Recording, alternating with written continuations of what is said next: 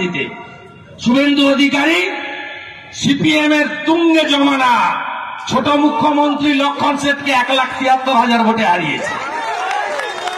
মমতা ব্যানার্জি মুখ্যমন্ত্রী 213 সিট নিয়ে জিতছেন, আর আমার কাছে 1956 ভোটে হারছেন। আর আপনি যতদিন বেঁচে থাকবেন আপনার কানে বাজবে শুভেন্দুর কাছে হেরেছি হেরেছি হেরেছি হেরেছি।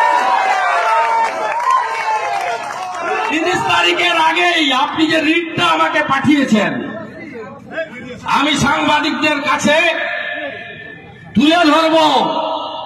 আপনি যত কথা বলেন নন্দীগ্রাম না হলে 14ই মার্চ, না হলে 16ই মার্চ 2007 মহেশ্বেতা দেবীর ডাকে সিভিল সোসাইটি মিছিল না করলে আপনি দিদি থেকে দিদিমা হয়ে যেতেন, কোনদিন মুখ্যমন্ত্রী হতেন না।